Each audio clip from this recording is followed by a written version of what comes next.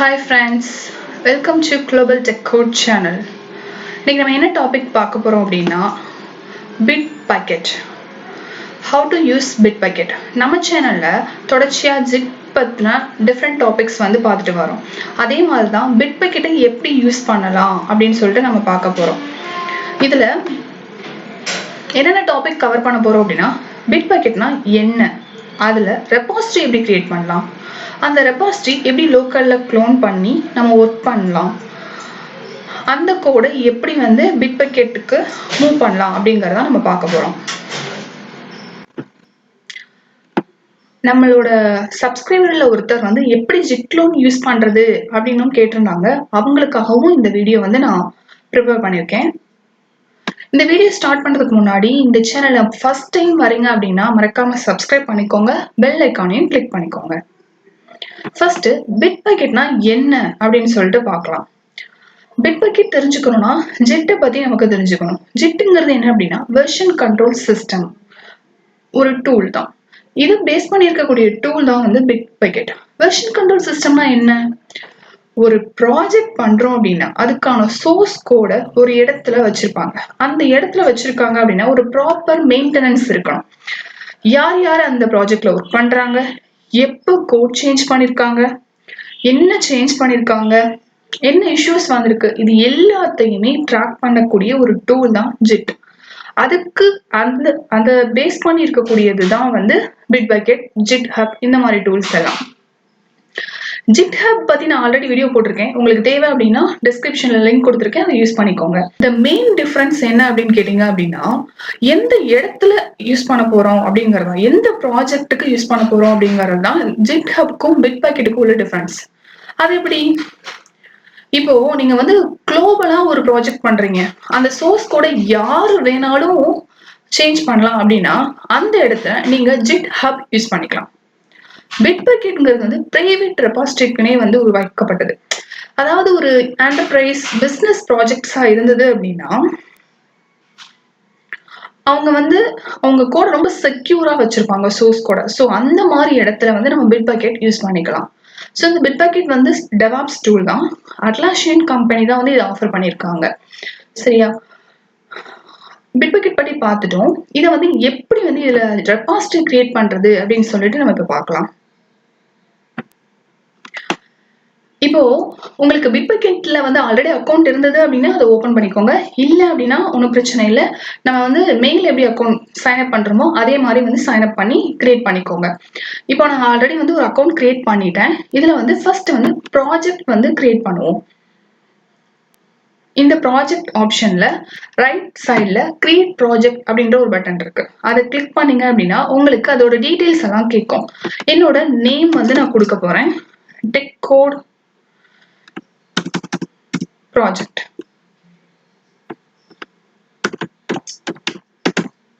நம்மளோட சேனல் நேம்லயே வந்து ஒரு ப்ராஜெக்ட் வந்து கிரியேட் பண்றோம், global tech code.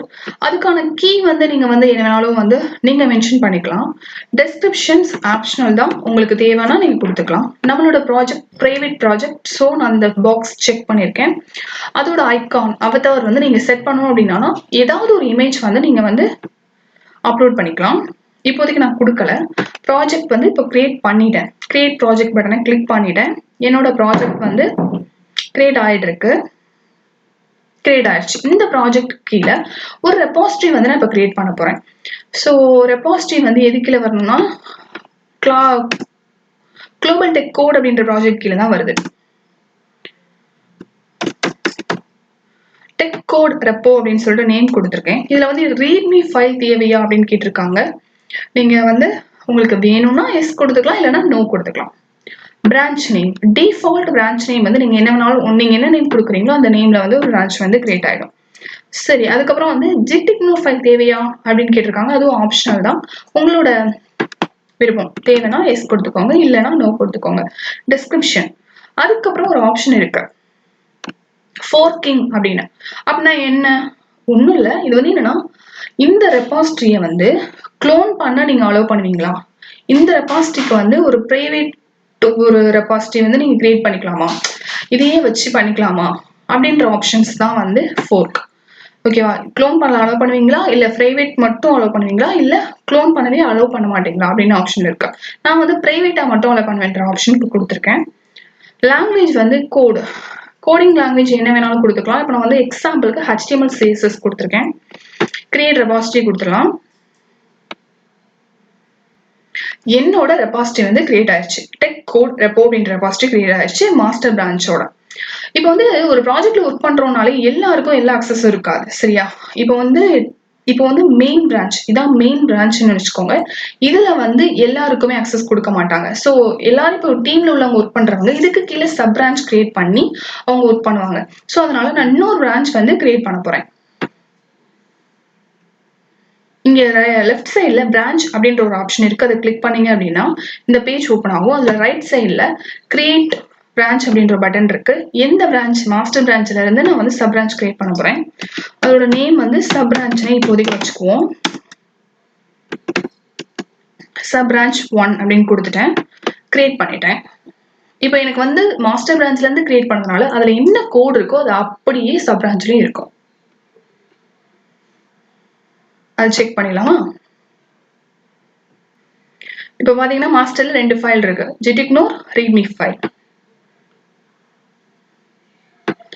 Sub branch 1லயும் சேம் ஜிட்டிக்னோர் ரீட்மி ஃபைல் இருக்கு. ஓகே, இப்போ நம்ம லோக்கல்ல சப் பிரான்ச் 1 ஃபைலை வந்து நம்ம ஒர்க் பண்ணலாம்.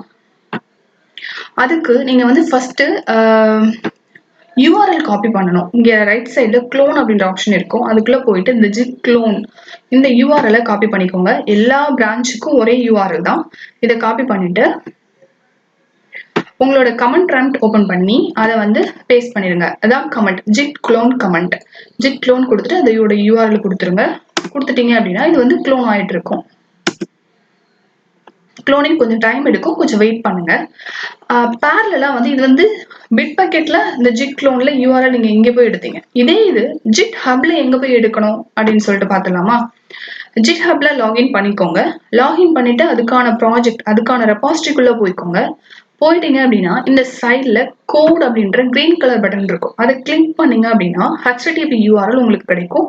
அதை காப்பி பண்ணி இப்போ நம்ம பண்ணோம்ல அதே மாதிரி ஜிட் க்ளோன் அப்படின்னு கமெண்ட் டைப் பண்ணி அந்த URL நீங்க இங்க பேஸ்ட் பண்ணணும். அவ்வளவுதான். இப்போ என்னோட ப்ராஜெக்ட் வந்து க்ளோன் ஆயிடுச்சு. இப்போ வந்து லோக்கல்ல அந்த பாத்திர போய் செக் பண்ணலாம்.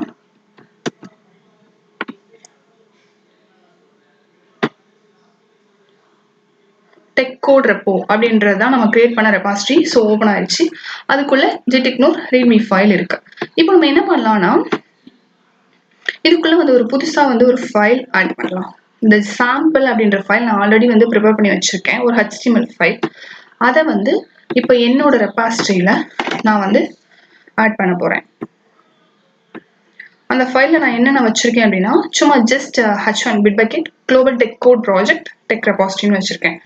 இப்போ அந்த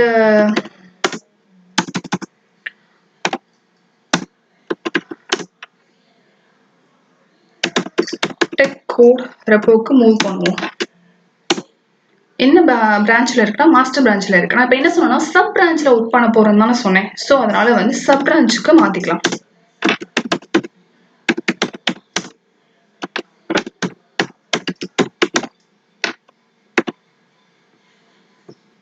இப்போ என் கோடை வந்து நான் வந்து சப் பிரான்ச், என்னோட பிரான்ச் வந்து சப் பிரான்ச் 1 மாத்திட்டேன். இப்போ இந்த பிரான்ச்ல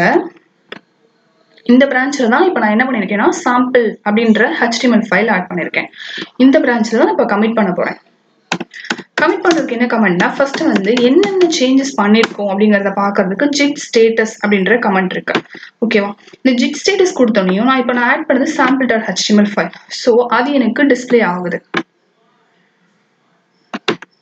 இந்த sample.html ஃபைல நான் என்ன பண்ண போறேன், ஆட் பண்ண போறேன், கமிட்ல ஆட் பண்ண போறேன். அதுக்கு ஜிட் கமிட், அதுக்கு முன்னாடி ஆட் பண்ணணும், ஸ்டேஜிங்ல ஆட் பண்ணணும். அதாவது கமிட் பண்றதுக்கு முன்னாடி ஸ்டேஜிங்ல ஆட் பண்ணணும். ஜிட் ஆட் அந்த ஃபைல் நேம், அப்படி இல்லைன்னா ஜிட் ஆட் டாட் அப்படின்னு கொடுத்தா என்னென்ன சேஞ்சஸ் பண்ணிருக்கோமோ அது எல்லாமே வந்துடும். இப்போ நான் வந்து ஸ்டேஜிங்ல ஆட் பண்ணிட்டேன். இப்போ நான் அதை எப்படி செக் பண்ணுவேன்னா ஜிட் ஸ்டேட்டஸ்னு கொடுப்பேன். இப்போ எனக்கு வந்து ஆட் ஆயிடுச்சு, அந்த அன்ட்ராக்டு சேஞ்சஸ்லாம் போயிட்டு இது வந்து கிரீன் கலர்ல வந்திருக்கு. ஸோ அப்போ வந்து என்னோட சேஞ்சஸ் வந்து ஸ்டேஜிங்ல ஆட் ஆயிடுச்சு அப்படின்னு அர்த்தம். இதை நான் கமிட் பண்ண போறேன். அதுக்கான கமெண்ட் git commit -m. mங்கிறது மெசேஜ் குறிக்குது. ஏதாவது வந்து நீங்க கொடுத்துக்கலாம். இனிஷியல் கமிட் பண்றேன். இனிஷியல் கமிட் சாம்பிள் ஃபைல் இல்லையா? ஸோ சாம்பிள் அப்படின்னு சொல்லி கொடுத்துருக்கேன். என்னோடது கமிட் ஆயிடுச்சு. இப்போ என்ன பண்ண போறோம்னா புஷ் பண்ண போறோம். git push. கொஞ்சம் டைம் எடுக்கும், கொஞ்சம் வெயிட் பண்ணுங்க. என்னோட சேஞ்சஸ் எல்லாமே இப்போ வந்து கமிட் ஆயிடுச்சு. ஸோ கமிட் ஆனதுக்கப்புறம் இந்த மாதிரி மெசேஜ் வரும். கவுண்டிங் ஆப்ஜெக்ட் 100% எல்லாமே வந்து கமிட் ஆயிடுச்சு. இப்போ வந்து நம்ம வந்து பிட்பக்கெட்ல போய் செக் பண்ணலாம். இப்போ வந்து ஃபர்ஸ்ட் வந்து git ignore readme ஃபைல் மட்டும்தான் இருந்தது இல்லையா? இப்போ நம்ம சாம்பிள் ஃபைலை வந்து subbranch 1ல கமிட் பண்ணியிருக்கோம்.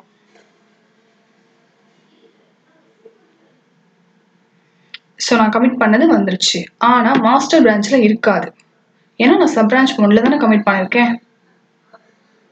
ஸோ இப்போ இந்த சேஞ்சஸ் எல்லாமே கரெக்டாக இருந்தது அப்படின்னா என்னோட மேனேஜரோ டீம் லீடரோ இதை வந்து அவங்களோட மெயின் பிரான்ச்சுக்கு அக்செப்ட் பண்ணிப்பாங்க. அதுக்கு வந்து நம்ம ரெக்வஸ்ட் வந்து ரைஸ் பண்ணணும். அதுக்கு தான் என்ன யூஸ் பண்ணுறோம்னா புல் ரெக்வஸ்ட் ரைஸ் பண்ண போகிறோம். இந்த லெஃப்ட் சைடில் ஒரு ஆப்ஷன் இருக்கும். அதை கிளிக் பண்ணிட்டு கிரியேட் புல் ரெக்வஸ்ட் அப்படின்னு கொடுத்தீங்க அப்படின்னா எந்த பிரான்ச் சப்-பிரான்ச் 1ல இருந்து மாஸ்டர் பிரான்ச்சுக்கு போகணும். டைட்டில் நீங்கள் என்ன வேணாலும் கொடுத்துக்கலாம். டிஸ்கிரிப்ஷன் ஆப்ஷனல் தான். கொடுத்துட்டு ரிவ்யூவர்ஸ், அதாவது யார் வந்து நம்ம சேஞ்சஸ் ரிவ்யூ பண்ண போகிறாங்களோ அவங்க நேம் கொடுத்துக்கலாம். கொடுத்துட்டு கொடுக்க வேண்டியதான். இப்போ வந்து கீழே வந்து என்னோட கமிட்டோட டீடைல்ஸும் காட்டும். இப்போ நான் வந்து டேரெக்டாக கிரியேட் புல் ரெக்வஸ்ட் கொடுக்க போகிறேன். இந்த ஆப்ஷன் என்ன அப்படின்னு கேட்டிங்கன்னா delete subbranch 1 after the pull request is merged. எனக்கு வந்து இந்த சப்-பிரான்ச் வந்து ஒன் டைம் தான் இருக்கணும். இது மெர்ஜ் ஆனதுக்கப்புறம் delete ஆகணும் அப்படின்னா அந்த இதை செக் பண்ணிட்டேன்னா அந்த பிரான்ச் வந்து ஆட்டோமேட்டிக்காக delete ஆகிடும் மெர்ஜ் ஆனதுக்கப்புறம். எனக்கு இந்த பிரான்ச் வந்து வேணும் அப்படிங்கிறதுனால நான் செக் பாக்ஸ் வந்து செக் பண்ணுவேன். இப்போ என்னோட புல் ரெக்வஸ்ட் வந்து ரைஸ் ஆயிடுச்சு. இப்போ வந்து எனக்கு மேலே இருக்கிறவங்க வந்து இதை செக் பண்ணுவாங்க. நான் என்னென்ன சேஞ்சஸ் கோடில் பண்ணியிருக்கேன் அப்படின்னு. இந்த காட்டுதுல sample.html தான் ஆட் பண்ணியிருக்கேன். இதை என்ன பண்ண போகிறோம் அப்படின்னா அவங்க வந்து எல்லா சேஞ்சஸும் ஓகேவா இருந்தது அப்படின்னா மெர்ஜ் கொடுப்பாங்க. நம்மளோட மெசேஜஸ் டிஸ்கிரிப்ஷன்ஸ் எல்லாமே வந்து காட்டும். மாஸ்டர் பிரான்ச்சில் தான் வந்து நம்ம இப்போ மெர்ஜ் பண்ண போகிறோம். ஃபர்ஸ்ட் மாஸ்டர் பிரான்ச்சில் இந்த ஃபைல் இல்லை இல்லையா? இதை மெர்ஜ் பண்ணதுக்கப்புறம் அவங்க வந்துடும்.